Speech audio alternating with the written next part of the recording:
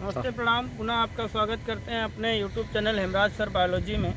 कक्षा 10 के और 11 के बच्चों के लिए, 12 के बच्चों के लिए मुख्य रूप से कुछ वीडियोज़ आपको बनाई जाएंगी जो कक्षा 12 के स्टूडेंट्स के लिए इम्पोर्टेंट है। कक्षा 12 के विद्यार्थी इस बात को ध्यान दें कि आपका टोटल 11 चैप्टर से आपको एग्ज़ाम में आने वाले हैं, जिसमें 1, 2, 3, 4, 5 यूनिट टोटल हैं। पहली यूनिट जनन, दूसरी यूनिट में आपको मिलेगा आनुवंशिकता के विकास, तीसरी यूनिट में मानव स्वास्थ्य और रोग के बारे संबंधित यूनिट है मानव कल्याण में सूक्ष्म जीव, चौथी यूनिट आपको जैव प्रौद्योगिकी से, और पाँचवीं यूनिट मिलती है आपको जो है जैव विविधता के संरक्षण नियम से।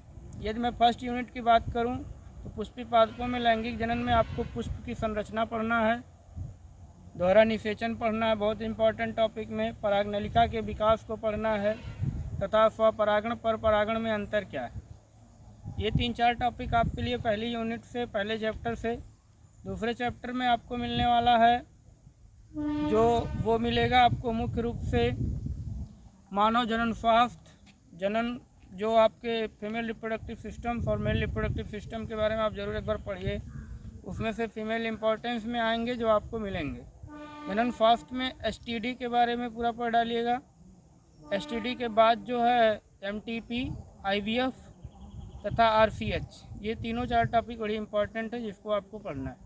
5वें चैप्टर की ओर हम चलें तो हमको मेंडल के तीनों नियम पढ़ने हैं, आनुवंशिकता के गुणसूत्री सिद्धांत, DNA RNA 6वें चैप्टर में DNA RNA का प्रतिकृतियन, अनुलेखन, DNA RNA में सेंट्रल डोगमा क्या होता है, ज़रा एक बार इसको पढ़िएगा, बड़ा अच्छा टॉपिक है, बड़ी इंपॉर्टेंट टॉपिक है। इसके तत्पश्चात जैव विकास का अगर आता है तो ठीक है, नहीं तो एक बार ज़रूर आप पढ़ डालिएगा इम्पॉर्टेंट समझकर।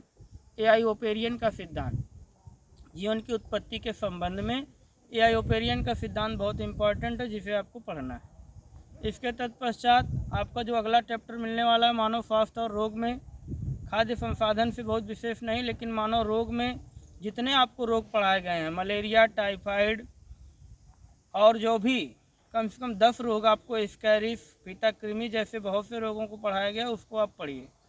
इसके तत्पश्चात जो जैव प्रौद्योगिकी का टॉपिक है, जैव प्रौद्योगिकी में जीन थेरेपी, इंसुलिन का निर्माण और भी चीज़ें आपको मिलने वाली हैं। जैव प्रौद्योगिकी में PCR क्या होता है उसको एक बार ज़रूर पढ़िए। उसको आप अगर PCR के बारे में बढ़िया से पढ़ते हैं तो बहुत अच्छी बात है। इसके बाद जो आपका लास्ट टॉपिक है जो जैव संरक्षण और विविधता से है, स्वस्थानीय संरक्षण और बहुस्थानीय संरक्षण। पर्यावरण की कुछ बातें आप जरूर ध्यान में रखिए। भारत की डाइवर्सिटी क्या है और विश्व की डाइवर्सिटी क्या है, इसके बारे में पढ़िए। इस डाइवर्सिटी पे भी आप अच्छा लिख सकते हैं। पर्यावरण के मुद्दे में बहुत विशेष तो नहीं, लेकिन उसको भी पढ़िए। इसमें जो है इम्पोर्टेंस टॉपिक में ये टोटल आपके बीच मेरे द्वारा समर्पित हैं, एक गेस की गई बातें हैं। उम्मीद से आप बहुत अच्छा पढ़ेंगे। Best of luck, most welcome.